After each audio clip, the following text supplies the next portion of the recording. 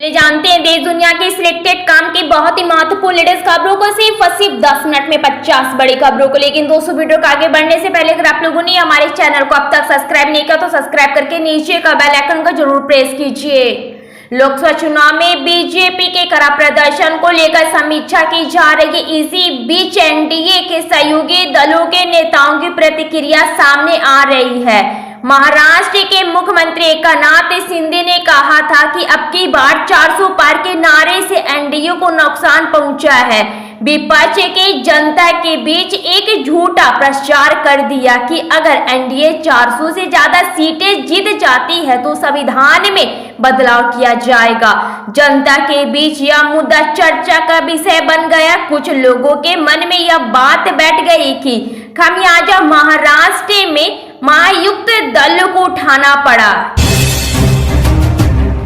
NCP SCP के प्रमुख शरद पवार ने उम्मीद जताई है कि बीजेपी के नेतृत्व वाली राज्य सरकार स्थित रहेगी और व्यापार कारोबार को बढ़ावा देने के लिए आर्थिक उपाय शुरू करेगी। बारामती में व्यापारियों को संबोधित करते हुए शरद पवार ने कहा कि उन्होंने चुनाव प्रचार दौरान प्रधानमंत्री नरेंद्र मोदी की ओर से की गई उनकी आलोचना को तवज्जो नहीं दी और उनका ध्यान उचित मदद के साथ क्षेत्र में व्यापार और अर्थव्यवस्थाओं को बढ़ावा देने पर होगा। शरद पवार ने कहा, राजनीतिक में मतभेद होते हैं लेकिन अर्थव्यवस्था ठोस होनी चाहिए। एक मजबूत अर्थव्यवस्था व्यापार और व्यवसाय को बढ़ावा देती है और आज हम सभी यही उम्मीद करते हैं कि मुझे उम्मीद है कि सरकार स्थित रहेगी और वह देश की अर्थव्यवस्था को मजबूत करने के लिए कदम उठाएगी। केंद्र में लगातार तीसरी बार नरेंद्र मोदी के प्रधानमंत्री बनने के बाद अब सभी की नजरें बीजेपी के राष्ट्रीय अध्यक्ष के पद को लेकर टिकी है। इस साल के अंत तक हरियाणा और महाराष्ट्र जैसे राज्यों के विधानसभा चुनाव होने हैं। निवर्तमान अध्यक्ष जेपी नड्डा का कार्यकाल जनवरी में खत्म हो गया था, लेकिन लोकसभा चुनावों के चलते उनका कार्यकाल 6 महीने के लिए बढ़ा दिया गया था। ऐसे में अगले कुछ दिनों में भाजपा का नया अध्यक्ष तय हो सकता है। पूर्व मुख्यमंत्री जीतन राम मांझी ने केंद्रीय सूक्ष्म लघु एवं मध्यम उद्योग मंत्रालय का पदभार ग्रहण करने के बाद कहा कि वह प्रधानमंत्री नरेंद्र मोदी के विजन को सफल बनाने का काम करेंगे। देश एवं बिहार की गरीब जनता के लिए आर्थिक समृद्धि का द्वार खोलना मेरी प्राथमिकता होगी।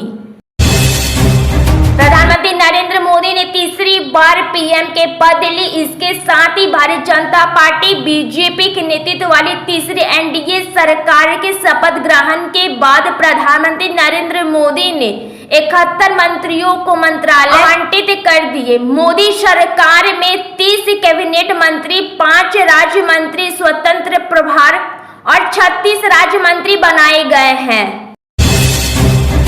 समाजवादी पार्टी के राष्ट्रीय अध्यक्ष और उत्तर प्रदेश के पूर्व मुख्यमंत्री अखिलेश यादव ने करहल विधानसभा सीट से इस्तीफा दे दिया है। अब वह लोकसभा में कन्नौज निर्वाचन क्षेत्रों का प्रतिनिधित्व करेंगे। भाजपा जल्द ही नए सदस्यता अभियान की शुरुआत के साथ व्यापक संगठनात्मक बदलाव की प्रक्रिया शुरू करने वाली है। इसके बाद नए पार्टी अध्यक्ष के चुनाव के लिए राज्यों में आंतरिक मतदान होगा। भाजपा अध्यक्ष जेपी नड्डा का कार्यकाल 30 जून को समाप्त हो रहा है। सूत्रों ने कहा कि पार्टी का संसदीय बोर्ड उनके प्रतिस्थापना के लिए चुनाव प्रक्रिया पूरी होने तक नड्डा का कार्यकाल बढ़ा सकता है। लोकसभा चुनाव के बाद नीतीश कुमार की जनता दल यूनाइटेड को बड़ा झटका लगा है। राजद प्रदेश अध्यक्ष जगन्नाथ सिंह के बेटे अजित सिंह ने जेडीयू को छोड़कर वापस से आरजेडी ज्वाइन कर ली है। लालू यादव के साथ अजित सिंह की तस्वीरें भी सामने आई है। राष्ट्रीय राजधानी दिल्ली में पानी का संकट गहराया हुआ है। इस मामले पर सुप्रीम कोर्ट में सुनवाई हुई है। शीर्ष अदालत ने दिल्ली सरकार को फटकार लगाते हुए हल्फनामा दाखिल करने को कहा। इस मामले पर जस्टिस प्रशांत कुमार की अध्यक्षता वाली 2 सदस्यीय बेंच सुनवाई कर रही है। पिछली सुनवाई में अदालत ने याचिका में खामियों को सुधारने के लिए कहा था। नेता केसी त्यागी ने कहा कि 400 पार वाले नारे को लेकर विपक्ष ने झूठा प्रचार किया कि अगर एनडीए को 400 से ज्यादा सीटें मिल जाएगी तो संविधान में बदलाव किया जाएगा। इससे पहले केसी त्यागी ये बात बोल चुके हैं कि अग्निवीर योजना की वजह से लोगों में आक्रोश है। भारतीय जनता पार्टी भले ही अकेले बहुमत हासिल ना कर पाई, लेकिन एनडीए के साथियों के साथ सरकार बना ली है। खास बात यह है कि इस बार बीजेपी को उन दक्षिणी राज्यों से भी सीटें मिली जहां कभी खाता ही नहीं खुला था।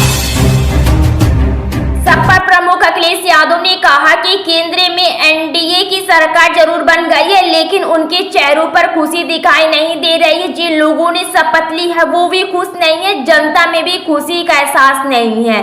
अखिलेश यादव ने कहा कि अगर IND गठबंधन की सरकार बनती है तो जनता को कुछ नया जोड़ देखने को मिलता। एनडीए सरकार से कुछ नया मिलने वाला नहीं है। अखिलेश ने कहा कि योगी सरकार ने सरकारी नौकरियां निकालनी शुरू कर दी है। यह अच्छा हुआ कि सरकार जनता के लिए कुछ काम शुरू कर रही है। अच्छा यह भी होता कि केंद्र सरकार अग्निवीर योजना को समाप्त कर देती, बेरोजगारों को सरकारी नौकरी देती, नौकरियों में आरक्षण की प्रक्रिया का पारदर्शिता के साथ पालन होता। दिल्ली के जल मंत्री आतिशी ने टैंकर माफिया के मुद्दे पर उपराज्यपाल विजय कुमार सक्सेना को चिट्ठी लिखी है।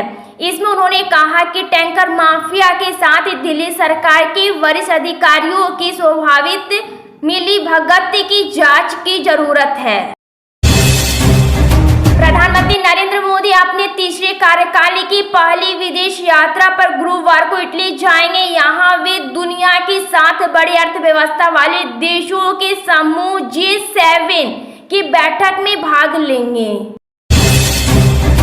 मुख्यमंत्री मोहन यादव ने पिछले 6 महीनों में जन कल्याण के अकेले फैसले लिए हैं। प्रधानमंत्री नरेंद्र मोदी के मार्गदर्शन में मध्य प्रदेश विभिन्न क्षेत्रों में प्रगति का लक्ष्य लेकर चल रहा है। उन्होंने मुख्यमंत्री निवास तब भवन से वीडियो कॉन्फ्रेंस के दौरान कहा, हम विकास की नई इबारत लिखेंगे। राष्ट्रवादी कांग्रेस पार्टी के प्रमुख शरद पवार ने कहा कि देश में एक व्यक्ति के शासन के दिन लद गए और भारतीय जनता पार्टी बीजेपी ने केंद्र में दूसरे दलों की मदद से नई सरकार बनाई है। पवार ने कहा कि केंद्र में गठबंधन सरकार बनने से मोदी की गारंटी अब खत्म हो चुकी है और मतदाताओं की ताकत से ही यह परिवर्तन संभव हुआ है।